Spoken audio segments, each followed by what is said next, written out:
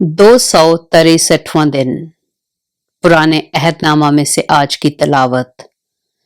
यसाया नबी का सहीफा, उसका 47वां बाब, पहली आयत से लेकर 49वें बाब की 7वीं आयत तक।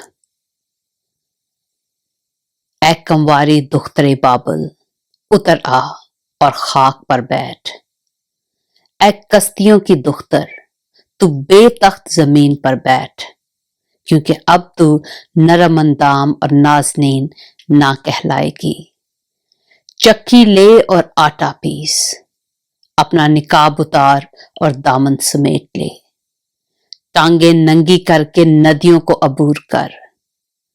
तेरा बदन बेपर्दा किया जाएगा, बल्कि तेरा सतर भी देखा जाएगा। मैं बदला लूंगा और किसी पर शफकत ना करूंगा। हमारे फिदिया देने वाले का नाम रब्बुल अफ़वाज यानी इस्राएल का कद्दूस है। ऐ कश्तियों की बेटी, चुप होकर बैठ और अंधेरे में दाखिल हो, क्योंकि अब तुम मलकतों की खातून ना कहलाएगी। मैं अपने लोगों पर गजबनाक हुआ, मैंने अपनी मीरास को नापाक किया और उनको तेरे हाथ में सौंप दिया। तूने उन पर रहम ना किया। तूने बूढ़ों पर भी अपना भारी जुआ रखा और तूने कहा भी कि मैं अब तक खातून बनी रहूंगी। सो तूने अपने दिल में इन बातों का ख्याल ना किया और इनके अंजाम को ना सोचा। बस अब ये बात सुन, ऐ तू जो इशरत में गर्क है, जो बेपरवाह रहती है, जो अपने दिल में कहती है कि मैं हूं और मेरे सिवा कोई नहीं। मैं बेवा की तरह ना बैठूंगी और ना बे औलाद होने की हालत से वाकिफ होंगी। सो नागहां एक ही दिन में ये 2 मुसीबतें तुझ पर आ पड़ेंगी, यानी तू बे औलाद और बेवा हो जाएगी। तेरे जादू की इफरात और तेरे सहर की कसरत के बावजूद ये मुसीबतें पूरे तौर से तुझ पर आ पड़ेंगी, क्योंकि तूने अपनी शरारत पर भरोसा किया। तूने कहा मुझे कोई नहीं देखता। तेरी हिकमत और तेरी दानिश ने तुझे बहकाया और तूने अपने दिल में कहा मैं ही हूं और मेरे सिवा और कोई नहीं।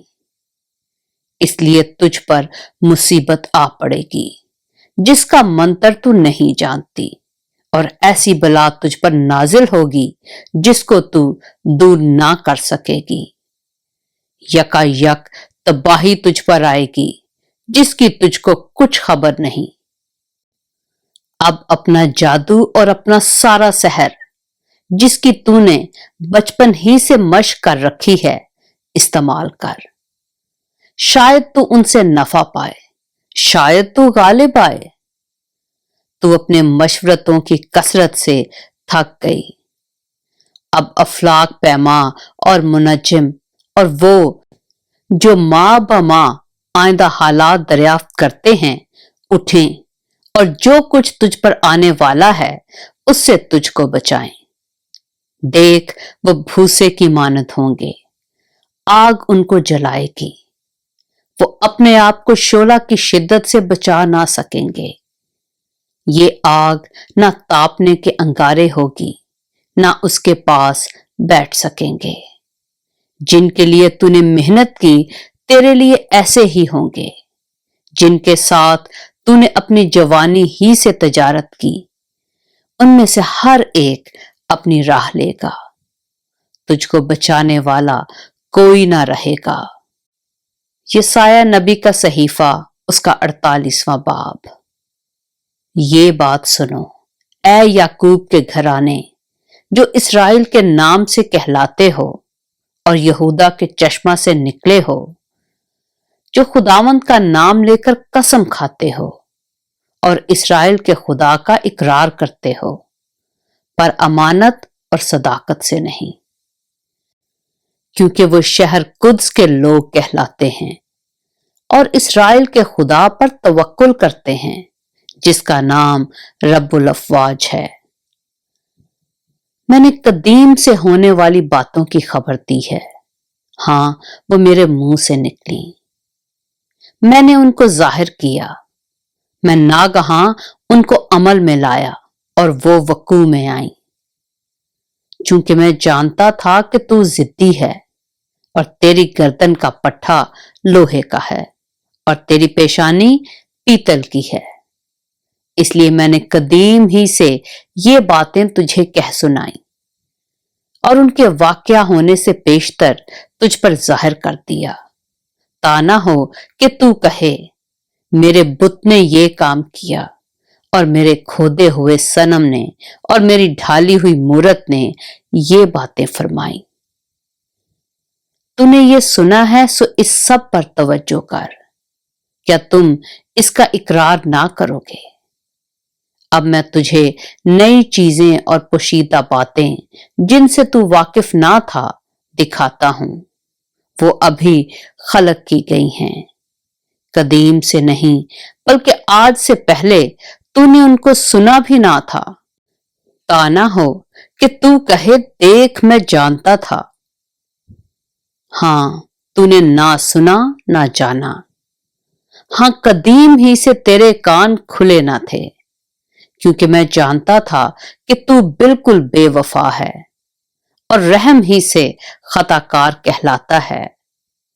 میں اپنے نام کی خاطر اپنے غضب میں تاخیر کروں گا اور اپنے جلال کی خاطر تجھ سے باز رہوں گا کہ تجھے کاٹ نہ ڈالوں۔ دیکھ میں نے تجھے صاف کیا لیکن چاندی کی مانت نہیں، میں نے مصیبت کی کٹھالی میں تجھے صاف کیا، میں نے اپنی خاطر، ہاں اپنی ہی خاطر یہ کیا ہے، کیونکہ میرے نام کی تکفیر کیوں ہو؟ میں تو اپنی شوکت دوسرے کو نہیں دینے کا۔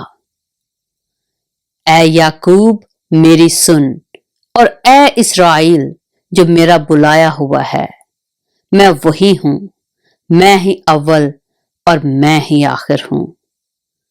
یقیناً میرے ہی ہاتھ نے زمین کی بنیاد ڈالی اور میرے داہنے ہاتھ نے آسمان کو پھیلایا۔ میں ان کو پکارتا ہوں اور وہ حاضر ہو جاتے ہیں۔ تم سب جمع ہو کر سنو، ان میں سے کس نے ان باتوں کی خبر دی ہے؟ وہ جسے خداوند نے پسند کیا ہے، اس کی خوشی کو بابل کے متعلق عمل میں لائے گا اور اسی کا ہاتھ کسدیوں کی مخالفت میں ہوگا۔ میں نے، ہاں میں ہی نے کہا، میں ہی نے اسے بلایا، میں اسے لایا ہوں اور وہ اپنی روش میں برومند ہوگا۔